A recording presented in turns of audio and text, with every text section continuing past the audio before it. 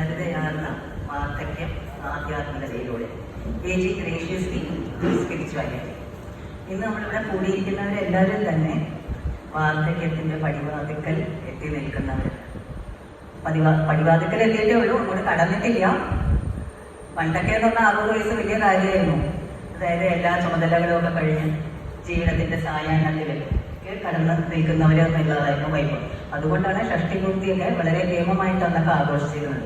പക്ഷെ ഇന്ന് കാലത്ത് പറയുന്നു 65 വയസ്സ് വരെ യുവത്വമാണ്, അതിനുമേലെ 80 വയസ്സ് വരെ മധ്യവയസ്സും 80 കഴിഞ്ഞാലേ വാർദ്ധക്യമാകുന്നുള്ളൂ എന്ന് പറയുന്നുണ്ട്.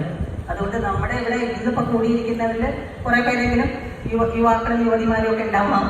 പിന്നെ നമ്മളെ പോലെ ഭൂരിഭാഗം ആൾക്കാരും മധ്യവയസ്കരാണ്. പിന്നെ വാർദ്ധക്യത്തിലേക്ക് കടന്നവരാരെങ്കിലും ഉണ്ടോ എന്ന് എനിക്ക് തീർച്ചയായില്ല. എന്തായാലും നമ്മളെല്ലാവരും സീനിയർ സിറ്റിസൺസ് എന്നുള്ളൊരു ലേബൽ നമുക്ക് എല്ലാവർക്കും ഉണ്ട്. ഇത് ഒരുപാട് പേർക്ക് നിഷേധിക്കപ്പെട്ട ഒരു അവസരമാണ്, ഈ സൗഭാഗ്യമാണ്. ഒരുപാട് പേർക്ക് കിട്ടാണ്ട് പോകുന്ന ഒരു സൗഭാഗ്യമാണ്. അതേസമയം ഒരുപാട് വെല്ലുവിളികളുണ്ട്. വാർദ്ധക്യം എന്ന് പറയുമ്പോൾ എല്ലാവരും എന്താണ് മരണത്തോട് അടുത്തിരിക്കുന്നവരായിട്ട് കണക്കാക്കുന്നു അല്ലേ? പക്ഷെ മരണം എല്ലാവരുടെയും ഇടയിൽ പ്രായഭേദമന്യേ ഒളിഞ്ഞിരിപ്പുണ്ടെന്ന് നിഷേധിക്കാനാകുമോ? ഇല്ല. നമ്മൾ ഒരാൾ മരിച്ചു കേട്ടാൽ നമ്മളെല്ലാവരും ചോദിക്കുന്ന ഒരു ചോദ്യമാണ് എത്ര വയസ്സായിരുന്നു അല്ലേ? അപ്പൊ ചെറിയ പ്രായം കൊച്ചു പിള്ളേരൊക്കെ അയ്യോ കഷ്ടം എന്ന് പറയും. നമ്മുടെയൊക്കെ പ്രായമുള്ളവരാണ് ഓക്കെ കുഴപ്പമില്ല, ജീവിച്ചൊക്കെ ഒരുപാട് ജീവിച്ചവരല്ലേ പോട്ടെ. പക്ഷെ എനിക്കങ്ങനെ ഇതുവരെ തോന്നിയിട്ടില്ല കേട്ടോ. 90-95 വയസ്സ് എന്ന് പറഞ്ഞാൽ സാരമില്ല വയസ്സായില്ലേ എന്ന് തോന്നിയിട്ടില്ല. കാരണം നമ്മുടെ ഉപനിഷത്സൊക്കെ പ്രകാരം ഒരു ശത ആയു അല്ലെങ്കിൽ ഒരു പൂർണ്ണ മനുഷ്യായുസ് 100 വയസ്സ് ശാരീരികമായും മാനസികമായും ആത്മീയമായിട്ടും പൂർണ്ണ ആരോഗ്യത്തോടെ ജീവിച്ച് തീർത്ത ഒരു അച്ഛൻ്റെ മകളാണ് ഞാൻ. അത് കണ്ടതുകൊണ്ട് എനിക്ക് പിന്നെ 90-95 എന്നൊക്കെ പറഞ്ഞാൽ അത്ര വലിയ കാര്യം അത്രയേ ഉള്ളൂ. കാരണം ഞാൻ അച്ഛന് 100 വയസ്സ് വരെ ആദ്യത്തെ ഇതായിട്ട് സുഖമായിട്ട് നല്ല സന്തോഷമായിട്ട് ഹാപ്പിയായിട്ട് ഇരിക്കണം അല്ലേ. നമുക്ക് ഇതൊന്നും എനിക്ക് അത്ര വലിയ കാര്യമായിട്ട് 90-95 എനിക്ക് അത്ര വലിയ കാര്യമായിട്ട് തോന്നാറില്ല. വാർദ്ധക്യം എന്ന് പറഞ്ഞാൽ നമ്മുടെ അവകാശങ്ങളെയോ നമ്മുടെ ആഗ്രഹങ്ങളെയോ അല്ലെങ്കിൽ നമ്മുടെ മനുഷ്യത്വത്തെ ഒന്നും ഇല്ലാണ്ടാക്കുന്നില്ല. മനസ്സെപ്പോഴും ചെറുപ്പാണ്. എത്ര വയസ്സായാലും മനസ്സല്ലേ, പ്രായമായിട്ടുള്ള നമുക്ക് മനസ്സെപ്പോഴും ചെറുപ്പായിരിക്കും. അപ്പോൾ നമ്മൾ ഭംഗിയായിട്ട് സുന്ദരമായിട്ട് ഈശ്വര കൃപയോടുകൂടി വാർദ്ധക്യത്തെ പോകുക എന്ന് പറയുന്നത് യുവത്വത്തെ അള്ളിപ്പിടിച്ചിരിക്കുക എന്നുള്ളതല്ല, മറിച്ച് ഇതൊരു ആന്തരിക വൃത്തിയാണ്. ഇതിൽ ഒരുപാട് കാര്യങ്ങൾ പറയുന്നുണ്ട്. അതിൽ വെച്ച് കുറച്ച് കാര്യങ്ങൾ നമുക്കിന്ന് ഡിസ്കസ് ചെയ്യാം. നമുക്ക് എല്ലാവർക്കും അറിയാവുന്ന കാര്യങ്ങളാണ്. പക്ഷെ നമ്മൾ എല്ലാവരും കൂടെ അതിൽ ചർച്ച ചെയ്യുമ്പോൾ നമുക്ക് എന്താ അവലോകനം ചെയ്യുമ്പോൾ നമുക്ക് കുറച്ചും കൂടി നമുക്ക് കൂടുതലായിട്ട് അത് ഉൾക്കൊള്ളാൻ നമുക്ക് സാധിക്കും. കമ്പൈൻ സ്റ്റഡി സ്കൂളിലും കോളേജിലൊക്കെ പഠിക്കുമ്പോൾ നമ്മൾ കമ്പൈൻ സ്റ്റഡി ചെയ്യുമ്പോൾ നമുക്ക് കുറച്ചും കൂടെ ഭംഗിയായിട്ട് മനസ്സിലാവാറില്ലേ കാര്യങ്ങളൊക്കെ. അതുപോലെ അത്രയേ ഉള്ളൂ, ആർക്കും അറിയാത്ത കാര്യങ്ങളൊന്നുമില്ല. അതിലും ആദ്യത്തേത് എന്താണെന്ന് വെച്ച് കഴിഞ്ഞാൽ മൈൻഡ്ഫുൾനെസ്, ബി പ്രസന്റ്. ഈ വർത്തമാനകാലത്തിൽ ഈ നിമിഷം ആസ്വദിച്ച് ജീവിക്കുക. നമ്മളെല്ലാവരും പലരും പ്രായമായിട്ടുള്ളവരൊക്കെ തന്നെ നമ്മൾ നോക്കിക്കഴിഞ്ഞാൽ എല്ലാവരും പാസ്റ്റിലാണ് ജീവിക്കുന്നത് അല്ലേ? പഴയ കാലങ്ങൾ, അവരുടെ പണ്ടത്തെ കാലങ്ങൾ, അതിൻ്റെ സന്തോഷത്തിൽ അതിൽ ആ പഴയ പാസ്റ്റിലാണ് അധികം ജീവിക്കുന്നത്. ചെറുപ്പക്കാരാണെങ്കിൽ ഫ്യൂച്ചറിലാണ്. നാളത്തേക്ക് മക്കളെയൊക്കെ പഠിപ്പിച്ച് വലുതാക്കണം, നമുക്ക് നാളെ വീടുണ്ടാക്കണം, പൈസ ഉണ്ടാക്കണം, വാർദ്ധക്യത്തിൽ മറ്റുള്ളവരെ ഡിപ്പെൻഡ് ചെയ്യാണ്ട് ജീവിക്കണം. അങ്ങനെ ഒരുപാട് കാര്യങ്ങൾ നമ്മൾ പ്ലാൻ ചെയ്യാറുണ്ട്. അതിൻ്റെ ഇടയിൽ നമ്മൾ ഈ പ്രസന്റ് പറഞ്ഞാൽ അത് ഗിഫ്റ്റാണ്, സമ്മാനമാണ്. ഭഗവാന്റെ പ്രസന്റ് സമ്മാനമാണത്. അത് നമ്മൾ മറന്നു പോവുകയാണ്. അപ്പം എൻജോയ്, നമ്മളിപ്പോൾ ഈ രണ്ട് കൂട്ടത്തെയും ഇടയിൽ നിൽക്കുന്നവർ. അപ്പം നമുക്ക് ഈ ഓരോ നിമിഷം ഇനിയെങ്കിലും നമുക്ക് ഓരോ നിമിഷവും ജീവിതത്തിൽ നമുക്ക് ആസ്വദിച്ച് ഓരോ വർത്തമാനകാലത്തിൽ ജീവിച്ച് ഓരോ നിമിഷവും ആസ്വദിച്ച് നമുക്ക് മുൻപോട്ട് പോവാം. അതുപോലെ ഓരോ പിറന്നാളും ആഘോഷമായിട്ട് കൊണ്ടാടുക. ആഘോഷമായിട്ട് കൊണ്ടാടുക എന്ന് പറഞ്ഞു കഴിഞ്ഞാൽ വലിയ സദ്യയൊക്കെ നടത്തി എല്ലാവരും വിളിക്കുക എന്നല്ല അർത്ഥം. ഓരോ പിറന്നാളും നമുക്ക് ഓരോ അവസരമായിട്ട് കൂടുതൽ സന്തോഷങ്ങൾ പ്രദാനം ചെയ്യാനും കൂടുതൽ പാഠങ്ങൾ പഠിക്കാനും കൂടുതൽ ലോകം കാണാനും ഉള്ളൊരു അവസരമായിട്ട് നമ്മളത് കണക്കാക്കും. എൻ്റെ പണ്ടത്തെ ഒരു കൊളീഗ് ഉണ്ടായിരുന്നു, എൻ്റെ കൂടെ വർക്ക് ചെയ്തിരുന്ന ആളാണ്. പുള്ളി പറയുന്നു ഓരോ പിറന്നാളുകളും ഓരോ വർഷവും പുതുവർഷത്തിൻ്റെ എന്ന് പറയും, ഒരു വർഷം കൂടി മരണത്തോടടുത്തു എന്ന് പറയും. ഓക്കെ, അങ്ങനൊരു അവബോധം ഉണ്ടാകുന്ന നല്ലതാണ്. പക്ഷെ നമ്മൾ അങ്ങനെ നമ്മൾ നെഗറ്റീവായിട്ട് ചിന്തിക്കാണ്ട് നമ്മൾ പോസിറ്റീവായിട്ട് എപ്പോഴും ചിന്തിക്കുമ്പോൾ നമ്മുടെ ലൈഫ് പോസിറ്റീവായിട്ടും ഹാപ്പി ആയിട്ടും നമുക്ക് മുമ്പോട്ട് കൊണ്ടുപോകാൻ നമുക്ക് സാധിക്കും. ജീവിതം നമുക്ക് അവസാനം വരെ നമുക്ക് പഠിക്കാൻ എന്തെങ്കിലുമൊക്കെ ഒക്കെ ഉണ്ടാവും. നമ്മുടെയൊക്കെ ചെറുപ്പകാലത്ത് നമുക്ക് സെൽഫോൺസും അതും ഇതൊന്നും ഉണ്ടായിരുന്നില്ല. ഇപ്പൊ നമുക്ക് ഈ ടെക്നോളജി മറ്റേ എന്താണ് കാരണം നമുക്ക് വളർന്നപ്പോൾ നമുക്ക് ഇതൊക്കെ ഫോൺസും മറ്റേ ഇമെയിൽസും അതൊക്കെ പണ്ടൊരു കാലത്ത് ഉണ്ടാവാത്ത ആ കാര്യങ്ങൾ പലതും നമുക്ക് പഠിക്കാൻ സാധിച്ചു അല്ലേ. അപ്പൊ എന്നും നമ്മൾ പുതിയ പുതിയ കാര്യങ്ങൾ പഠിക്കാൻ പറ്റുന്ന നമ്മുടെ മനസ്സും ബുദ്ധിയും നമ്മൾ എപ്പോഴും സജീവമായിട്ട് വെക്കണം. അപ്പൊ നമുക്ക് ആ പ്രായത്തെ നമുക്ക് തടുത്തു നിർത്താനല്ല, നമുക്ക് അതിനെ ആക്സെപ്റ്റ് ചെയ്യാൻ നമുക്ക് സാധിക്കും. നമ്മുടെ ഇന്നും എന്തെങ്കിലുമൊക്കെ പുതിയ ഒന്നല്ലെങ്കിൽ വായിക്കുക, അല്ലെങ്കിൽ നല്ല മ്യൂസിക് കേൾക്കാം, അല്ലെങ്കിൽ ഇത് സോൾവ് ചെയ്യുക, അല്ലെങ്കിൽ പസിൽസ് ഒക്കെ സോൾവ് ചെയ്യുക. ചിലപ്പോൾ നമ്മളുണ്ടല്ലോ അറിയാവുന്ന വാക്കുകളാണ്, പക്ഷെ നമ്മൾ മറന്നു. ഓക്കെ, എന്ത് ചെയ്ത വാക്കുകളില്ല. അത് രസം എന്താ വെച്ചാൽ മറന്നു കഴിഞ്ഞാൽ ഞങ്ങൾ രണ്ടുപേരും ഒരുമിച്ച് മറന്നു. പേരുകളാണെങ്കിൽ വന്നാൽ ഞങ്ങൾ രണ്ടുപേരും ഒരുമിച്ച് മറന്നു. ഓർമ്മ ഓർത്തില്ല, ചിലപ്പോൾ ആൽസിമസ് ബാധിക്കാൻ പോകാമെന്ന് ചിലപ്പോൾ തോന്നാറുണ്ട്. അത് മതി. ഇതൊക്കെ നമ്മുടെ ബുദ്ധിയും നമ്മുടെ മനസ്സും ഒക്കെ നമുക്ക് സജീവമായിട്ട് വയ്ക്കാൻ ഈ ക്രോസ് വേർഡ് പസിൽസ് ഒക്കെ നല്ലതാണ്. മക്കൾ പഠിപ്പിച്ച സാധനങ്ങളാണ് ഇതിൽ. എന്താണ് വാഫിൾ വേർഡിൽ എന്നൊക്കെ പറഞ്ഞ ഗെയിംസ്. എന്റെ കൊച്ചുമോള് പഠിപ്പിച്ചു തന്നൊരു കളിയാണ് സ്ട്രാൻസ്. ആദ്യമൊക്കെ എനിക്ക് ഭയങ്കര ബുദ്ധിമുട്ടായിരുന്നു, വാക്കുകൾ കിട്ടില്ലായിരുന്നു. പക്ഷെ ഇപ്പൊ തന്നെ എളുപ്പത്തിൽ സോൾവ് ചെയ്യാൻ പറ്റുന്നുണ്ട്. അപ്പൊ നമുക്ക് സജീവമായിട്ട് നമ്മുടെ മനസ്സിൽ വെക്കാൻ പറ്റും. ഈ വേണ്ടാത്ത ഡിബേറ്റ് ഒക്കെ മീഡിയ വേണ്ടാത്തത് കാണുമ്പോൾ നമ്മുടെ മനസ്സ് നെഗറ്റീവായിട്ട് മാറും. ഓക്കെ, നമ്മൾ ന്യൂസ് ഒക്കെ ആയിട്ട് നമ്മൾ അപ്ഡേറ്റ് ചെയ്ത് ചുറ്റും എന്താ നടക്കണമെന്ന് നമ്മൾ അറിഞ്ഞിരിക്കണം. പക്ഷെ ഈ മീഡിയക്കാരെന്ന് പറഞ്ഞാൽ അത് അവരുടെ തൊഴിലാണ്. അപ്പൊ അവരെന്ത് ചെയ്യും? ഉള്ള കാര്യം തന്നെ ചവച്ചരിച്ച് അമേധ്യമാക്കിയിട്ടാണ് ഇത് ഇങ്ങനെ എല്ലാ ദിവസവും എല്ലാം സെയിം തിങ് ഓവർ അത് തന്നെ നമ്മളും ആ അമേധ്യാണ് നമ്മളോട് സ്വീകരിക്കുക. നല്ല കാര്യങ്ങളൊക്കെ കേൾക്കണം. നല്ല കാര്യങ്ങൾ മനസ്സിന് സന്തോഷവും തൃപ്തിയും തരുന്ന കാര്യങ്ങളൊക്കെ കേൾക്കണം. അങ്ങനെ ആവുമ്പോൾ നമുക്ക് എപ്പോഴും പോസിറ്റീവായിട്ട് ഇരിക്കാൻ നമുക്ക് സാധിക്കും. പിന്നെ നമ്മൾ നേച്ചറിനോട്, പ്രകൃതിയോട് എപ്പോഴും കണക്റ്റഡ് ആവാം. Connect to nature. ഒരു ചെടി നട്ടുക, കുറച്ച് ചെടികൾ നട്ടു വീട്ടിൽ, അതിന് കുറച്ച് വെള്ളം ഒഴിച്ചു, അതിന് കുറച്ച് വളം ഇട്ടു, അതിൻ്റെ ഇടയിൽ കൂടി നടന്നു. അപ്പൊ നമുക്ക് കുറച്ചും കൂടിയൊക്കെ നമുക്ക് നല്ല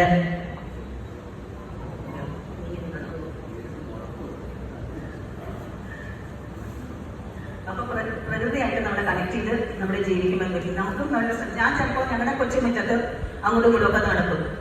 എന്നിട്ട് മറ്റേ എല്ലാ ചെടികളുടെ ഇടയിൽ കൂടെ ഒക്കെ നടന്നു. മുകളിൽ എന്താ നമ്മൾ വെൺമേഘങ്ങൾ, ഇപ്പൊ വെൺമേഘമല്ല കാർമേഘമാണ്, മഴയൊക്കെ മാറുമ്പോൾ കാണാം. വെൺമേഘങ്ങളെയൊക്കെ കണ്ടു. അതിന്റെ മുകളിൽ കൂടി ഒരു പ്ലെയിൻ പറന്നു പോകണം. പക്ഷികൾ കുറെ പലതരം നല്ല ഭംഗിയുള്ള പക്ഷികൾ നടക്കണം. ആ തോട്ടത്തിലെ പൂമ്പാറ്റകൾ പറന്ന് നടക്കണം. ഇതിനൊക്കെ നമുക്ക് സമയം കിട്ടാത്തൊരു കാലം ഉണ്ടായിരുന്നു. ജീവിതത്തിന്റെ തിരക്കിൽ പാടുപെട്ടിരിക്കണം. ഇന്ന് നമ്മൾ അതൊക്കെ കണ്ട ആസ്വദിക്കുന്ന മനസ്സിന് നല്ല കുറച്ച് നേരങ്ങളിൽ ഞാൻ ഇങ്ങനെ സ്പെൻഡ് ചെയ്യും. അപ്പൊ നമുക്ക് മനസ്സിന് നല്ലൊരു സുഖമാണ്. പോരാത്തതിന് ശ്രീകൃഷ്ണൻ തന്നെ ഭഗവത്ഗീതയിൽ പറഞ്ഞിട്ടുണ്ട് നേച്ചറായിരുന്നു നമ്മുടെ കണക്ഷനെ കുറിച്ചിട്ട്. നമുക്ക് അഭേദ്യമായിട്ടുള്ള കണക്ഷന്റെ നേച്ചറായിട്ട് പറയുന്നുണ്ട്. എന്താണ് അന്നാഭവന്തി ഭൂതാനി പർജന്യ അന്ന സംഭവ, അങ്ങനെ ഒരു സൈക്കിളിനെ കുറിച്ച് പറയുന്നുണ്ട്. അതായത് ജീവജാലങ്ങള് ധാന്യങ്ങളെ കൊണ്ട് ജീവിക്കുന്നു. ധാന്യങ്ങൾ എവിടെ നിന്നുണ്ടാവുന്നു? മഴയിൽ നിന്നുണ്ടാവുന്നു. മഴ എവിടെ നിന്നുണ്ടാവുന്നു? യജ്ഞങ്ങളിൽ നിന്നുണ്ടാവും. അങ്ങനെ ഒരു സൈക്കിളിനെ കുറിച്ച് പറഞ്ഞിട്ട് അതിനകത്തേക്ക് ഞാൻ പോകുന്നില്ല. പോയി കഴിഞ്ഞാൽ ഉള്ള നേരം മുഴുവൻ പോകും. അത്രയും അതൊന്നും പറയാനുള്ള സമയമില്ല, പറഞ്ഞ സമയത്ത് തീർക്കാൻ പറ്റില്ല. അപ്പൊ അങ്ങനെ സൈക്കിളിനെ കുറിച്ച് പറയുന്നത്. എന്നിട്ട് പറയുന്നുണ്ടതില് ഇതം പ്രവർത്തിതം ചക്രം, ഇങ്ങനെ പ്രവർത്തിക്കുന്നു ആ ചക്രം. അതിൽ നിന്നും വിഭിന്നമായിട്ട് ജീവിക്കുന്നവൻ പാപപൂർണ്ണമായിട്ടുള്ള ഒരു ജീവിതമാണ് ജീവിക്കുന്നത് എന്ന് ഭഗവാൻ പറയുന്നുണ്ട്. അപ്പൊ connect with nature, connect with എല്ലാവരും മനുഷ്യരായിട്ടും മറ്റു ജീവജാലങ്ങളായിട്ടും നമ്മളൊരു കണക്ടിവിറ്റി വേണം. കണക്ട് ചെയ്ത് നമ്മൾ ജീവിക്കുമ്പോഴാണ് നമ്മുടെ ജീവിതം പൂർണ്ണമാകുന്നത്. നമുക്കൊരു സാധാരണ പ്രായമായ ഒരു വിചാരമില്ല. ആൾക്കാർ കൂടുതൽ പ്രായമായി വരുമ്പോൾ കുറച്ചുകൂടെ സ്റ്റബേർഡ്നെസ് കൂടി വരുന്നുണ്ട്. അപ്പൊ കോപ്പറേറ്റ് ചെയ്യാനാണ് ഭഗവാൻ പറഞ്ഞത്. കോപ്പറേറ്റ് ചെയ്ത് ജീവിക്കുന്നവർക്ക് സന്തോഷവും സമാധാനവും ഐശ്വര്യവും ഉണ്ടാവും എന്ന് ഭഗവാൻ പറയുന്നത്. നേച്ചറായിട്ടും മനുഷ്യരായിട്ടും എല്ലാവരും. പക്ഷെ മനുഷ്യർക്ക് സാധാരണ നമ്മൾ പ്രായമായി വരുമ്പോൾ നമ്മുടെ വിചാരം നമ്മുടെ വില പറഞ്ഞാലോ ഇത്രയും കുറച്ചൊരു വെയിറ്റ് ഇടണം എന്നൊക്കെ പലരും വിചാരിക്കാണ്ട് പ്രായമായിട്ട് പലരെ നോക്കുന്ന നമ്മുടെ മക്കൾക്കും നമ്മളൊരു ഭാരമായിട്ട് തീരരുത്. നമ്മൾ കോപ്പറേറ്റ് ചെയ്യുമ്പോൾ അവരായിട്ട് കോപ്പറേറ്റ് ചെയ്ത് പോകുമ്പോൾ നമ്മൾ അവരായിട്ട് ഭാരമായിട്ടല്ല മാറുന്നത്, മറിച്ച് നമുക്ക് റെസ്പെക്റ്റും സ്നേഹവും ഒക്കെ കൂടുതലാണ് വരുന്നത്. അപ്പൊ ചിലപ്പോൾ പേടി കൊണ്ടായിരിക്കാം, എന്തെങ്കിലും കാരണം കൊണ്ടായിരിക്കാം. പക്ഷെ കോപ്പറേറ്റ് ചെയ്യാൻ എല്ലാവർക്കും ഇത്തിരി മടിയാണ് പ്രായമായി വരുമ്പോൾ അങ്ങനെ നമ്മൾ കണ്ടുവരുന്നത്. അപ്പൊ കോപ്പറേറ്റ് ചെയ്ത് ജീവിക്കുമ്പോൾ നമുക്ക് അതിൻ്റെതായിട്ടുള്ള സന്തോഷവും സമാധാനവും നമുക്കുണ്ടാവും. പിന്നെ ഒരു കാര്യമുണ്ട്, നമ്മുടെ ശാരീരികമായിട്ടുള്ള ആരോഗ്യം, നല്ല ഭക്ഷണം, യോഗ, എക്സസൈസ്. നമുക്കിവിടെ ലിവിങ് എക്സാമ്പിൾ ഉണ്ട്. ശ്രീ വേലായുധൻ സാറ്, അദ്ദേഹം നമ്മുടെ യോഗയൊക്കെ പഠിച്ച് യോഗാചാര്യൻ ഇവിടെ ഉണ്ട്. പിന്നെ നമുക്ക് ഡീസ്ട്രെസ്, നമ്മുടെ മാധവൻ നായർ സാറ് കഴിഞ്ഞാണ് പറഞ്ഞത്. അൺഫോർച്ചുനേറ്റ്ലി ഞങ്ങൾക്ക് അത് വരാൻ പറ്റിയില്ല. എന്ന് ഡീസ്ട്രെസ് ചെയ്യാനുള്ള മാർഗങ്ങൾ സ്ട്രെസ് കൊണ്ടുവരുന്നത്. പിന്നെ ഈ ഭക്ഷണത്തെ കുറിച്ചും യോഗയെ കുറിച്ച് എക്സസൈസ് ഇതൊക്കെ നമ്മൾ ചെയ്യണം. അതിൻ്റെ ഇടയിൽ വേലായുധൻ സാറ് പറയാനുള്ള ഒരു കാര്യം യോഗ ക്ലാസ് ഞാൻ ഓർക്കുകയാണ്. അതായത് ഭക്ഷണം ക്രമീകരണത്തിനോടൊപ്പം തന്നെ മാസത്തിൽ 2 തവണ അദ്ദേഹം പറയുമായിരുന്നു ദയവേത് ഉപവസിക്കണം. നമ്മുടെ സിസ്റ്റത്തിന് റെസ്റ്റ് കൊടുക്കണം എന്ന് സാർ എപ്പോഴും വേലായുധ സാർ എപ്പോഴും പറയുന്ന ഒരു കാര്യം. നമ്മുടെ പൂർവികരും ഇത് ചെയ്തിരുന്നു. മാസത്തിൽ 2 ഏകാദശി വരുന്നുണ്ട് ഇല്ലേ? അത് പണ്ട് ആൾക്കാർ പാലിച്ചിരുന്നു, നോക്കിയിരുന്നു, ഉപവസിച്ചിരുന്നു. നമ്മുടെ റെസ്റ്റ്, നമ്മുടെ സിസ്റ്റത്തിന് റെസ്റ്റ് കൊടുക്കാനായിട്ട്. അപ്പോൾ ക്രിസ്ത്യൻസും ചെയ്യുന്നുണ്ട്. എന്ത് ലഞ്ച് പോലെയുള്ള ഫാസ്റ്റിംഗ് ഉണ്ട് അവർക്ക്.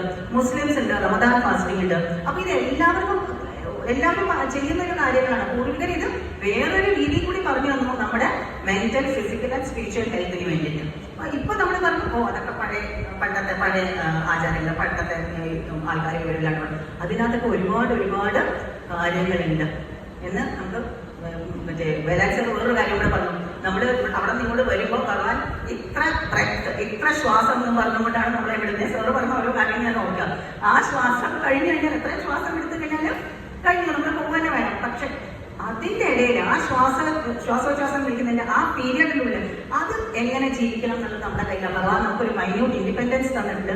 അത് വെച്ചിട്ട് നമ്മൾ നന്നായിട്ട് ജീവിക്കാൻ നമ്മൾ ശ്രമിക്കും. പിന്നൊരു കാര്യമുണ്ട്, ലെറ്റ് ഗോ. നമ്മുടെ അനാവശ്യമായിട്ട് കാര്യങ്ങളും ചുമന്നുകൊണ്ട്, ഭാരവും ചുമന്നുകൊണ്ടാണ് നടക്കുന്നത്. ഭജഗോവിന്ദത്തില് നമ്മുടെ ശ്രീ ശങ്കരാചാര്യർ പറയുന്നുണ്ട്, എന്താണ്, അംഗം ഗലിതം ഫലിതം മുണ്ടം ദശനവീനം ജാതം കുണ്ടം വൃദ്ധോ യാതി ഗൃഹീത്വാദണ്ഡം തകവിനം ചത്യാശാപാശം ഭജ ഗോവിന്ദം ഗോവിന്ദം ഭജ മൂഢമതി. മൂഢരെ വ്യക്തികളെ ഭഗവാനെ വെച്ചിട്ടു, ഗോവിന്ദനെ വെച്ചിട്ടു, ഭഗവാനെ വെച്ചിട്ടു, ദൈവത്തെ വെച്ചിട്ടു. പവർ ഓഫ് പ്രെയർ ഭയങ്കര സ്ട്രോങ് ആണ്. ആ ഭജിക്കൂ. വയസ്സായി, കൈയും കാലമൊന്നും അനങ്ങാൻ വയ്യ, വായിലെ പല്ലുകൾ മുഴുവൻ കൊഴിഞ്ഞു പോയി, തലയിലെ മുടി മുഴുവൻ നരച്ചു, അതുമൊക്കെ കൊഴിഞ്ഞു തുടങ്ങി, അംഗങ്ങൾ മുഴുവനും കൈയും കാലും ഒന്നും ശേഷിയില്ല. പിന്നെ വൃദ്ധോയാതി ദണ്ഡം വെച്ചിട്ടാണ് വൃദ്ധൻ വടി കുതിപ്പിച്ചാൽ നടക്കണേ, നടക്കാനുള്ള ശേഷി പോലും ഇല്ല. എന്നാലും എന്താണ്, തകവീനമും ചെറിയ ആശാഭാഷം, പുറകിൽ ഇങ്ങനെ കുനിഞ്ഞ് നടന്നാലും പുറകിൽ എന്താ കൊണ്ട് കിടക്കണേ, ആശാഭാഷം. ഒരു വലിയൊരു ബാണ്ഡം കിട്ടും, നിറയെ ആഗ്രഹങ്ങളും ദുരാഗ്രഹങ്ങളും വേണ്ടാത്ത ചിന്തകളും ഒക്കെ കൊണ്ടാണ് നടക്കുന്നത്. ഇപ്പൊ ലെറ്റ് ഗോ, അതിനെ വിട്ട് കളയാണ്. നമുക്ക് ഇത്രയും പ്രായമില്ലേ, അതിനെ ഇറക്കി വെച്ചിട്ട് മുമ്പോട്ട് പോകും. നമ്മുടെ ഇന്ത്യൻ റെയിൽവേസിന്റെ മോട്ടോ ഇല്ലേ, ലെസ് ലഗേജ് മോർ കംഫർട്ട്. അത് നമ്മൾ ഇറക്കി വിട്ടിട്ട് നമ്മൾ യാത്ര ചെയ്യുമ്പോൾ നമുക്ക് കുറച്ചും കൂടെ നമ്മുടെ ജീവിതം അനായാസമായിട്ട് നമുക്ക് മുമ്പോട്ട് കൊണ്ടുപോകാൻ നമുക്ക് സാധിക്കും. ഇനി ഇതെല്ലാം കൂടാതെ ഒരു കാര്യം കൂടിയുണ്ട്. എന്താണ്, നമ്മുടെ ആരോഗ്യത്തെ ബാധിക്കുന്നത്, നമ്മുടെ ആരും അധികം ശ്രദ്ധ കൊടുക്കാത്തൊരു കാര്യം. എന്താണ്, നമ്മുടെ സ്പിരിച്വൽ കണക്ഷൻ, നമ്മുടെ ആത്മീയ ബന്ധം. There is a higher power, connecting to a higher power, reconnecting to a higher power എന്നാ പറയും. നമ്മൾ ഓൾറെഡി നമുക്ക് ആ കണക്ഷൻ ഉണ്ട്, നമുക്കത് വിട്ടുപോയി. ആ പവറായിട്ട് നമ്മൾ റീകണക്ട് ചെയ്യേണ്ടത് അത്യാവശ്യമാണ്. അങ്ങനെ റീകണക്ട് ചെയ്യുമ്പോൾ എന്ത് പറ്റുന്നു, നമ്മൾ ആരാണെന്നുള്ള തിരിച്ചറിവ് നമുക്ക് ഉണ്ടാകുന്നു.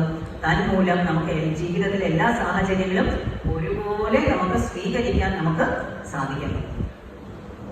ഒരിക്കലും ഒരു രാജാവും റാണിയും ഉണ്ടായിരുന്നു. അവർക്ക് ഒരുപാട് വിവാഹം കഴിഞ്ഞ് ഒരുപാട് നാളുകൾക്ക് ശേഷമാണ് കുഞ്ഞ് ജനിക്കുന്നത്. ആ കുഞ്ഞ് ജനിച്ച് അധികം താമസിയാണ്ട് തന്നെ ആ നാട്ടിലൊരു മഴയും വെള്ളപ്പൊക്കവും ഒക്കെയായിട്ട് ഒരുപാട് നാശനഷ്ടങ്ങളുണ്ട്. കൃഷിനാശം, ജന്തുക്കളൊക്കെ ചത്തു വീഴാണ്, മനുഷ്യരെല്ലാവരും മരിച്ചു വീഴാണ്. രാജാവ് നോക്കി നിൽക്കെ ഈ കൊട്ടാരത്തിന്റെ ഉള്ളിലേക്ക് മഴവെള്ളം കയറി, മഴവെള്ളമൊക്കെ മതി, വെള്ളം കയറിയിട്ട് റാണിയും കുഞ്ഞും ഈ നവജാത ശിശുവും ഒലിച്ചു പോയി. രാജാവ് ഹെൽപ്ലെസ് ആയിട്ട് അവിടെ നോക്കി നിൽക്കുകയാണ്. നമ്മൾ നല്ല ടി വിയിലൊക്കെ കണ്ടില്ലേ, ഒരാളിങ്ങനെ കമ്പി പിടിച്ച് നോക്കി നിൽക്കുന്നത്, വീട്ടുകാരൊക്കെ കൂടി വിളിച്ചു പോയപ്പോൾ അതേപോലെ ഒരു സാഹചര്യം. രാജാവിനെ ഒന്നും ചെയ്യാൻ പറ്റാതെ ഹെൽപ്ലെസ് ആയിട്ട് നോക്കി നിൽക്കുകയാണ്. കുറെ ദിവസങ്ങൾ കഴിഞ്ഞു, മഴ മാറി, വെള്ളമൊക്കെ വറ്റി, ഒരുപാട് ശവശരീരങ്ങൾ കിട്ടിയ കൂട്ടത്തിൽ റാണിയുടെ ശവശരീരവും കിട്ടി. പക്ഷെ ഈ കുഞ്ഞു പാവയെ, നവജാത ശിശുവിനെ കാണുന്നുണ്ട്. എവിടെ പോയി ആർക്കും അറിയില്ല. അപ്പൊ രാജാവ് ഒരു ഉത്തരം ഇട്ടു, ആ കുഞ്ഞിനെ കണ്ടു കിട്ടുന്നവന് നല്ലൊരു പാരിതോഷം, നല്ലൊരു ഗിഫ്റ്റ്, നല്ലൊരു സമ്മാനം വാഗ്ദാനം ചെയ്തു. അങ്ങനെ കുഞ്ഞിനുള്ള തെരച്ചില് ആരംഭിച്ചു. ഈ കുഞ്ഞിനെന്ത് പറ്റി, കുഞ്ഞി വെള്ളത്തിൽ ഒലിച്ചൊലിച്ചു പോയി അയാൾ ഗ്രാമത്തിലെത്തി. അവിടെ എത്തിയിട്ട് കയ്യിൽ ഒരു ഭിക്ഷക്കാരന്റെ കയ്യിലാണ് ഈ കുട്ടി എത്തിപ്പെട്ടത്. ആ ഭിക്ഷക്കാരൻ ഈ കുഞ്ഞിനെ എടുത്ത് വീട്ടിൽ കൊണ്ടുപോയി ഭാര്യയ്ക്ക് കൊടുത്തു. ഇവർക്ക് മക്കളുണ്ടായിരുന്നില്ല. അവര് സ്വന്തം കുഞ്ഞിനെ പോലെ ഈ കുഞ്ഞിനെ വളർത്തി. വർഷങ്ങൾ കഴിഞ്ഞു. ആ കുഞ്ഞിന് 10, 12, 13 വയസ്സായി. ഇവിടെ രാജാവിന്റെ പട്ടണം ഈ കുഞ്ഞിനുള്ള തെരച്ചില് കണ്ടിന്യൂ നടന്നുകൊണ്ടിരിക്കട്ടെ. അവിടെ ആ കുഞ്ഞിന് 10, 12, 13 വയസ്സായി. ആ സമയത്ത് ഒരു ദിവസം ഈ ഭിക്ഷക്കാരൻ മരിച്ചു. അയാളുടെ ഭാര്യയും അധികം താമസിയാണ്ട് തന്നെ മരിച്ചു. അങ്ങനെ ഈ കുട്ടി അനാഥനായി ഒറ്റപ്പെട്ടു. കുട്ടിക്ക് എങ്ങനെ ജീവിക്കും? ഒരു വഴിയില്ല, ഒരു മാർഗമില്ല. ആകെ അറിയാവുന്ന ഒരു വഴി, ഒരു മാർഗം ഭിക്ഷദണ്ഡനാണ്. അങ്ങനെ പിച്ചപാത്രവും എടുത്തോണ്ട് ഇങ്ങനെ നടക്കും എല്ലായിടത്തും.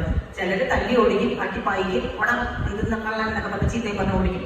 ഭക്ഷണം ഒന്നും കിട്ടില്ല. അപ്പൊ കരഞ്ഞുകൊണ്ട് അന്നത്തെ ദിവസം കഴിച്ചുകൊണ്ട് പട്ടിണിക്കും.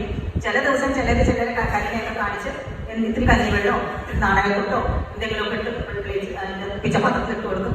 അപ്പൊ അത് കിട്ടി കഴിഞ്ഞ് കുറച്ച് സന്തോഷമായി, ഇത്തിരി വിശപ്പ് മാറ്റി സുഖമായിട്ട് കിടന്നുറങ്ങും. ഇങ്ങനെ ദിവസങ്ങൾ കഴിഞ്ഞ് പോവുകയാണ്. അങ്ങനെ ഇരിക്കുന്ന ഒരു സമയത്താണ് ഈ രാജാവിന്റെ ഭടന്മാർ ഈ കുട്ടിയെ സ്പോട്ട് ചെയ്യണത്. കുട്ടിയെ കണ്ടുപിടിക്കും. അപ്പൊ കുട്ടിക്ക് പണ്ടത്തെ സിനിമയിലൊക്കെ പറയണ മാത്രമല്ല, അതുകൊണ്ട് എന്താണ് കിടത്തെ നെഞ്ചിത്തൊരു പ്രത്യേക തരം മറുക. അത് കണ്ടാൽ കുട്ടി എന്താണെന്ന് മനസ്സിലായി. അങ്ങനെ രാജാവിന്റെ ഭടന്മാർ ഈ കുട്ടിയെ പിടിച്ച് വണ്ടിയിലിട്ട് കൊണ്ടുപോകാണ്. കുട്ടികളൊന്നും നൊലോടിക്കാം, ഞാനൊന്നും തെറ്റ് ചെയ്തിട്ടില്ല, എന്നെ കൊണ്ടുപോകല്ലേ, എന്നെ തല്ലല്ലേ എന്ന് പറഞ്ഞ കുട്ടി നൊലോടിക്കാം. കണ്ടു നിന്നതിനുള്ള ചിലര് പറഞ്ഞു അവന് കിട്ടണം, അവനെ കൊണ്ടുപോയി രണ്ട് അടി കൊടുക്കട്ടെ, എപ്പോഴേ അവൻ പാഠം പഠിക്കുള്ളൂ. ചിലർ ചെയ്ത പറഞ്ഞു. ചിലര് കൊണ്ട് പാവം, അവനൊരു നിരപരാധി, പാവം, അവൻ എന്ത് ചെയ്തിട്ടാണ് ചിലര് പറഞ്ഞു. അങ്ങനെ പല അഭിപ്രായങ്ങൾ അവനെ കൊണ്ടുപോയി രാജാവിന്റെ മുൻപിൽ ഹാജരാക്കി. അപ്പൊ എന്ത് പറ്റി? രാജാവ് ഇങ്ങനെ തിരിച്ചറിഞ്ഞ് കെട്ടിപ്പിടിച്ച് പറഞ്ഞു, മോനെ നീ എന്റെ മകനാണ്, നീ എവിടെയായിരുന്നു ഇത്രയും നാളും എന്ന് പറഞ്ഞ് കട്ടിപ്പിടിച്ച് കരച്ചവൻ, നീ എവിടെ പോകുന്നില്ല, എന്റെ കൂടെ തന്നെ എന്ന് ജീവിക്കണം എന്നൊക്കെ പറഞ്ഞ കുട്ടി അവിടെ താമസം തുടങ്ങി. കുട്ടിക്ക് ഭക്ഷണത്തിന് ഭക്ഷണം, ഡ്രസ്സിന് ഡ്രസ്സ്, പരിചരിക്കാൻ പരിചാരകര് എല്ലാം. കുട്ടിക്ക് ഇത് ദഹിക്കാൻ കുറച്ചു നാളായി ദഹിക്കാൻ. കാരണം നടുവഴിയിൽ പിച്ചക്കാരനെ പോലെ ജീവിച്ചാൽ ഇന്നിപ്പോ രാജകുമാരനായിട്ട് ജീവിക്കണേ, കുറച്ച് സമയം എടുത്തു കൊടുത്തൊക്കെ അഡ്ജസ്റ്റ് ചെയ്യാം. അങ്ങനെ ഇരിക്കുന്ന ഒരു ദിവസം ഈ കുട്ടിക്ക് തോന്നി, എന്റെ പഴയ കൂട്ടുകാരെ ഒന്ന് കണ്ടാലോ എന്ന് വിചാരിച്ചു. അങ്ങനെ കുട്ടി ആ പിച്ചപ്പാത്രവും പിച്ചക്കാരന്റെ വേഷവും ഒക്കെ ഭദ്രമായിട്ട് വെച്ചിരുന്നു. അങ്ങനെ ആ ഭിക്ഷക്കാരന്റെ വേഷമൊക്കെ ഇട്ട് പിച്ചപ്പാത്രവും ഒക്കെ എടുത്ത് ആരും കാണാണ്ട് പതുക്കെ കൊട്ടാരത്തിൽ നിന്ന് ഇറങ്ങി അയാൾ ഗ്രാമത്തിലെത്തി.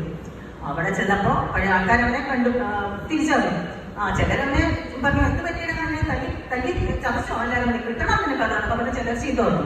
ചിലർ പറഞ്ഞു, മോനെ നിനക്ക് വേദനിച്ചോടാണ്, തല്ലിയോടാ എന്നൊക്കെ ചോദിച്ചാൽ അവനെ ഇത്തിരി ഭക്ഷണമൊക്കെ കൊടുത്തു, ഇത്തിരി നാണയത്തൊട്ട് പ്ലേറ്റ് ഇട്ട് കൊടുത്തു. അതൊക്കെ കൊണ്ട് ഇത് രണ്ടവസ്ഥകൾ. പണ്ട് ആൾക്കാരെ തല്ലി ഓടിക്കുമ്പോൾ ഭക്ഷണം കിട്ടാത്തപ്പോൾ കരയുകയായിരുന്നു, സങ്കടപ്പെടുകയായിരുന്നു. ഭക്ഷണം കിട്ടുമ്പോൾ അവന് സന്തോഷം തോന്നുമായിരുന്നു. ഇന്നിപ്പോ ആര് കൊടുത്താലും ശരി കൊടുത്തില്ലെങ്കിലും ശരി, രണ്ടവസ്ഥകളും അവൻ രസമായിട്ട് സന്തോഷം തമാശയായിട്ട് അവന് അത് സ്വീകരിക്കാൻ പറ്റും. പണ്ടത്തെ മതിയില്ല. ഇന്ന് എന്തുകൊണ്ടാണ്? പണ്ടങ്ങനെയല്ല, കരയുമായിരുന്നു, സന്തോഷിക്കുന്നു. ഇന്ന് രണ്ടും ഇങ്ങനെയും ഇതാണ് ലോകം, ഇങ്ങനെയും ഉണ്ട് ലോകം എന്നും പറഞ്ഞുകൊണ്ട് അവന് ഇത് ആസ്വദിക്കാൻ സാധിച്ചു. എന്താ കാര്യം? ചോദ്യമാണ്. എന്താ കാര്യം?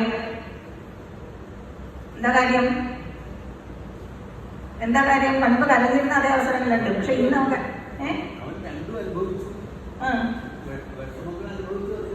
വിഷമങ്ങൾ അനുഭവിച്ചപ്പോൾ കരഞ്ഞിരുന്നു, സന്തോഷം അനുഭവിച്ചപ്പോൾ സന്തോഷിച്ചിരുന്നു. പക്ഷെ ഇപ്പൊ അവന് സന്തോഷവും വിഷമവും രണ്ടും ഒരുപോലെ സ്വീകരിക്കാൻ പറ്റി. എന്താ കാര്യം? അത് തമാശയായിട്ട് കാണാൻ പറ്റും.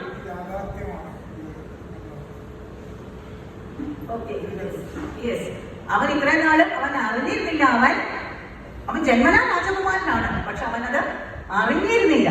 ഇപ്പൊ അവൻ തിരിച്ചറിഞ്ഞു യാഥാർത്ഥ്യം. അവൻ ഞാൻ ഇതെല്ലാം എന്നെ ബാധിക്കുന്നില്ല എന്നവൻ തിരിച്ചറിഞ്ഞു ആ കുട്ടി. അപ്പൊ അവന് ഇതെല്ലാവരും തമാശയായിട്ട് അവൻ എടുക്കാൻ സാധിച്ചു. ഇവനത് ബാധിക്കുന്നുണ്ടോ? അവൻ ആ രാജ്യത്തിലെ രാജാവിന്റെ പുത്രനാണ്. കൊടുത്താലെന്താ, കൊടുത്തില്ലെങ്കിൽ ആരെന്ത് ചെയ്താലും അവനെ ബാധിക്കുമോ? ഇല്ല. അതുപോലെ നമ്മളാരാണ്? നമ്മൾ ഈ പറഞ്ഞ മാതിരി സൂപ്പർ പവർ, ഒരു പവറിനെ പറ്റി പറഞ്ഞല്ലോ. നമ്മൾ എന്തൊക്കെ തലകുത്തി മറിഞ്ഞ് നമ്മൾ ചെയ്താലും ചിലപ്പോ ചെയ്ത ആ ഫലം കിട്ടിയെന്ന് വരില്ല. എന്താ? അവിടെ ഒരു വിധികർത്താവുണ്ട്, അദ്ദേഹം വിചാരിച്ച പോലെ കാര്യം നടക്കും. അദ്ദേഹമായിട്ട് നമ്മൾ റീകണക്ട് ചെയ്യുമ്പോൾ നമുക്ക് കണക്ഷൻ ഉണ്ട്. ആ കണക്ഷൻ വിട്ടുപോയി നമ്മൾ ഈ ഭൗതിക ലോകത്ത് വന്ന് മായാ ലോകത്ത് വന്ന് പെട്ടപ്പോൾ നമുക്ക് അത് കണക്ഷൻ വിട്ടുപോയതാണ്. അത് റീകണക്ട് ചെയ്യുമ്പോൾ എന്ത് പറ്റും? നമുക്ക് നമ്മൾ ആരാണെന്ന് തിരിച്ചറിയും. ഞാൻ ആ ഭഗവാന്റെ അംശമാണ്, parts and parcels of the Lord, അല്ലെങ്കിൽ ചിൽഡ്രൻ ഓഫ് ഗോഡ്, ദൈവത്തിന്റെ പുത്രന്മാർ, മക്കൾ, അല്ലെങ്കിൽ ദൈവത്തിന്റെ അംശം എന്തും ആവട്ടെ, ആ ഭഗവാനായിട്ട് നമ്മൾ കണക്റ്റഡ് ആണ് എന്നുള്ള യാഥാർത്ഥ്യം നമ്മൾ മനസ്സിലാക്കുമ്പോൾ എന്ത് സംഭവിക്കുന്നു? നമുക്ക് നല്ലതും ചീത്തയും സന്തോഷവും സങ്കടവും എല്ലാം നമുക്ക് ഒരുപോലെ തമാശയായിട്ട് നമുക്കത് സ്വീകരിക്കാൻ സാധിക്കുന്നു. കാരണം ഇതൊന്നും എന്നെ ബാധിക്കുന്നില്ല എന്ന് ഞാൻ അറിയുന്നു, അല്ലേ? അതുവരെ നമുക്ക് അങ്ങനെയല്ല. അതിന് ഭഗവാൻ ശ്രീകൃഷ്ണൻ ഇവിടെ ഭഗവത്ഗീതയിലെ ഒരു വാക്ക് പരസ്ഥിത പ്രജ്ഞൻ, നല്ലതും ചീത്തയും എന്ത് തന്നെ എല്ലാത്തിനും ഒരുപോലെ സ്വീകരിക്കാൻ പറ്റുന്നവൻ സ്ഥിതപ്രജ്ഞൻ. ഇതൊന്നും ബാധിക്കുന്നില്ല. കാരണം എനിക്ക് നാശമില്ല എന്ന് ഞാൻ അറിയുന്നു. ഞാൻ ഭഗവാന്റെ അംശമാണ്. ഞാൻ ആരാണ്? ഞാൻ ശുദ്ധ ആത്മാവാണ്. ഞാൻ ഈ ശരീരമല്ല, ഈ മനസ്സിൽ ഭഗവാനതാണ്. ഈ ശരീരമല്ല, മനസ്സല്ല, ബുദ്ധിയല്ല, ഇതൊന്നുമല്ല. പിന്നെ ഇതിനെല്ലാം ജീവൻ കൊടുക്കുന്ന, അവബോധം കൊടുക്കുന്ന ശുദ്ധ ആത്മാവാണ്. ജീവാത്മാവ്, പരമാത്മാവിന്റെ അംശം, ആ ജീവാത്മാവാണ് എന്ന് പറഞ്ഞു. നൈനം ചിന്തന്തി ശസ്ത്രാണി നൈനം ദഹതി പാവക ന ചൈനം ചെയ്തൈനം ദ്യാഹോ ന ശോഷയതി മാരുതഃ. അസ്ത്രശസ്ത്രങ്ങൾക്ക് ഇതിനെ മുറിക്കാനാവില്ല, ജലത്തിൽ ഇതിനെ നനയ്ക്കാനാവില്ല, അഗ്നിക്ക് ഇതിനെ ദഹിപ്പിക്കാനാവില്ല, വായുവിനെ ഇതിനെ ഉണക്കാനും സാധിക്കില്ല. നീ നിത്യനാണ്, ഇന്നും എന്ന് നിനക്ക് നാശമില്ല. എങ്ങനെയാണോ ഈ ശരീരത്തിൽ ഇരുന്നുകൊണ്ട് ഈ ജീവൻ ബാല്യത്തിൽ നിന്നും കൗമാരത്തിലേക്കും, കൗമാരത്തിൽ നിന്നും യൗവനത്തിലേക്കും, യൗവനത്തിൽ നിന്നും നമ്മൾ വാർദ്ധക്യത്തിലേക്കും എത്തിയത്, അതുപോലെ തന്നെ വാർദ്ധക്യത്തിൽ നിന്നും നമ്മൾ വേറൊരു ശരീരം എടുക്കുന്നു. എന്താണ്? തഥാ ദേഹാന്തര പ്രാപ്തി ധീരസ്ഥക്കണം. ധീരന്മാർ അറിവുള്ളവർക്ക് കണ്ടിട്ട് വ്യാകുലപ്പെടാറില്ല, അത്ഭുതപ്പെടാറില്ല. കാരണം അറിയാം, അതാണ് ഒരു സത്യം. നമ്മൾ വേറൊരു ശരീരം. ഇപ്പൊ കൊച്ചുനാളിൽ നമ്മളെ കണ്ട ആൾക്കാരെ കുട്ടിക്കാലത്ത് ഇപ്പൊ കണ്ടാൽ നമ്മളെ തിരിച്ചറിയും ഇല്ല അല്ലേ? നമുക്ക് വേറൊരു ശരീരമാണ്, ശരീരം മാറി. പിന്നെ കോളേജിൽ സ്കൂളിലൊക്കെ പഠിച്ചിരുന്ന കാലത്തുള്ള ഫ്രണ്ട്സ്, ഇപ്പൊ ഈ വാട്സാപ്പ് ഒക്കെ വന്നപ്പോൾ നമുക്ക് റീകണക്ട് ചെയ്യാൻ പറ്റി ഫ്രണ്ട്സ് ആയിട്ട്. നമ്മൾ പലരും വാട്സാപ്പ് ഗ്രൂപ്പിൽ നമ്മുടെ ഫ്രണ്ട്സിനൊക്കെ കണ്ട് കൂടെ പഠിച്ച സഹപാഠികളെ കാണുമ്പോൾ ഓർക്കാം, അയ്യോ ഇവരൊക്കെ ഞാൻ വഴിയിൽ കണ്ട തിരിച്ചറിയ പോലും ഇല്ലായിരുന്നു. അന്നത്തെ ശരീരമല്ല ഈ ശരീരം അല്ലെ? ശരീരം മാറി, നമ്മളെല്ലാവരുടെയും ശരീരം. അതുപോലെ ഈ ശരീരം വിട്ട് കഴിയുമ്പോൾ നമ്മൾ മറ്റൊരു ശരീരത്തെ സ്വീകരിക്കുന്നു. എങ്ങനെ? വാസാംസി ജീർണാനിയഥാനി ഗൃഹാതി നലോപരാണി എന്ന് ഭഗവാൻ. എങ്ങനെയാ?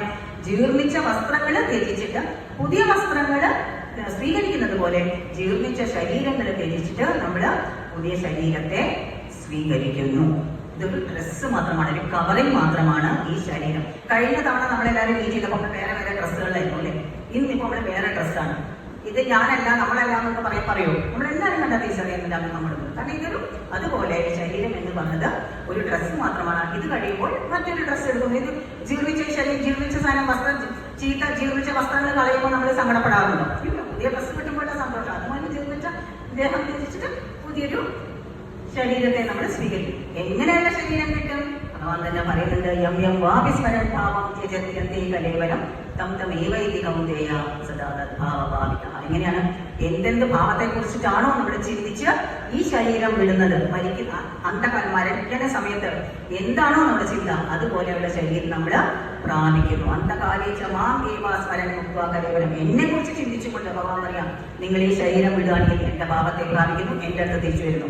യം യം വാവിസ്മരണാവും, ഏതേത് ഭാവങ്ങളെ കുറിച്ച് നിങ്ങൾ ചിന്തിക്കുന്നു ആ ഭാവത്തെ നിങ്ങൾ പ്രാപിക്കുന്നു. അപ്പൊ നമ്മൾ എങ്ങനെ അറിയാം? നമ്മൾ നമ്മളുടെ മരണസമയം എപ്പോഴാണ് നമുക്കറിയും, എപ്പോഴാണ് നമ്മുടെ ശരീരം ത്യജിക്കാൻ പോണേ നമുക്കറിയും. അപ്പൊ നമ്മൾ എന്ത് ചെയ്യും? അടുത്ത ശ്ലോകത്തിൽ ഭഗവാൻ പറയണം, തസ്മാ സർവേഷു കാലേഷു മാം അനുസ്മരയുദ്ധ. അതുകൊണ്ട് അർജുന, എപ്പോഴും എന്നെ സ്മരിച്ചുകൊണ്ട് നീ യുദ്ധം ചെയ്യും, എന്നെ സ്മരിച്ചുകൊണ്ട് നീ കർത്തവ്യം ചെയ്യും. ഒന്നും ചെയ്യാതെ ചിലപ്പോൾ കണ്ണും കൂട്ടി ഇങ്ങനെ തപസ് ചെയ്യാൻ ഭഗവാൻ പറയുന്നില്ല. കർത്തവ്യങ്ങൾ എല്ലാവരും അവരവരുടെ കർത്തവ്യങ്ങൾ വൃത്തിയായിട്ട് ചെയ്യാം ഭഗവാനെ സ്മരിച്ചുകൊണ്ട്. അപ്പൊ എന്ത് പറ്റും? നമുക്ക് തെറ്റായിട്ടൊന്നും ചെയ്യാൻ പറ്റില്ല അല്ലെ? മനസ്സാ വാച കർമ്മ നമ്മൾ ഭഗവാനെ എപ്പോഴും സ്മരിച്ചു കഴിഞ്ഞാൽ തെറ്റായിട്ട് ഒരു പ്രവൃത്തി നമുക്ക് ചെയ്യാൻ പറ്റില്ല. ഭഗവാനെ സ്മരിച്ചുകൊണ്ട് നമ്മൾ ഈ വായ തുറക്കണമെന്ന് ഭഗവാനെ സ്മരിച്ചുകൊണ്ടാണ് വായ തുറക്കുന്നത്. വേണ്ടാത്ത വൊക്കാബുലറി എന്റെ വായിൽ നിന്ന് വീഴില്ല. അതുപോലെ മനസ്സിൽ എപ്പോഴും ഭഗവാൻ ഉണ്ടെങ്കിൽ വേണ്ടാത്ത ചിന്തകൾ മനസ്സിലേക്ക് വരില്ല. അഫ്കോഴ്സ് നമ്മളിവിടെ ഈ ലോകത്തിലേക്കുമ്പോൾ ചിന്തകൾ ഒരുപാട് വരും, പക്ഷെ അതിനെ നമുക്ക് ബ്രഷ് ചെയ്ത് കളയാൻ നമുക്ക് സാധിക്കും. അർജുനൻ തന്നെ ഭഗവാനോട് പറയുന്നത്, കാറ്റിനെ ഞാൻ പിടിച്ചെടുത്താം, മനസ്സിനെ പിടിച്ചെടുത്താൻ പറ്റില്ല എന്റെ കൃഷ്ണ എന്ന് അർജുനൻ തന്നെ പറയുന്നത്. അത് അതൊക്കെ സാധിക്കുന്നല്ല ഭഗവാൻ പറയുന്നത്. ഭഗവാൻ അസംശയമാവോ, അതിന് യാതൊരു സംശയമില്ല അർജുന. ഭയങ്കര ഏറ്റവും ബുദ്ധിമുട്ടുള്ള കാര്യമാണ് മനസ്സിനെ പിടിച്ചെടുക്കുക. അതുകൊണ്ട് എന്ത് ചെയ്യണം? അഭ്യാസയോഗ്യത, പ്രാക്ടീസ് കൊണ്ട്. പ്രാക്ടീസ് മേക്സ് വൺ പെർഫെക്റ്റ് എന്ന് പറയുന്നത്. പ്രാക്ടീസ് കൊണ്ട് പതുക്കെ പതുക്കെ നിനക്കത് സാധിക്കും. മലയാളത്തിൽ ചൊല്ലില്ലേ, നിത്യാഭ്യാസി ആനെ ചമക്കുന്നു. പ്രാക്ടീസ് ചെയ്ത് പ്രാക്ടീസ് ചെയ്ത് പ്രാക്ടീസ് ചെയ്ത് എന്തും ചെയ്യാൻ നമുക്ക് സാധിക്കും. അപ്പൊ എന്താ ചെയ്യാം? മറ്റേ നമ്മുടെ പണ്ട് നമ്മുടെ പഠിക്കുന്ന കാലത്ത് ഡെയിലി ലെസൺസ് പഠിക്കുന്ന കുട്ടികൾ അല്ലെ, അവർക്ക് അവസാനം എക്സാം ആകുമ്പോൾ പെട്ടെന്ന് അവർക്ക് നല്ല രീതിയിൽ കൂടി അവർക്ക് പരീക്ഷ എഴുതി പാസ്സാവാൻ സാധിക്കും. കാരണം അന്നത്തെ ലെസൺസ് അവർ പഠിച്ചിട്ടുള്ളവരാണ്, അതുകൊണ്ട് അവർക്ക് അത് സാധിക്കുന്നു അല്ലെ. എല്ലാം കൂടി തലേദിവസം പരീക്ഷയുടെ അന്ന് പഠിക്കാൻ നോക്കിയാൽ നമുക്ക് എന്തെങ്കിലും സാധിക്കുമോ? ഇല്ല. അതെല്ലാം കൂടെ നമുക്ക് പഠിക്കാൻ നമുക്ക് സാധിക്കില്ല.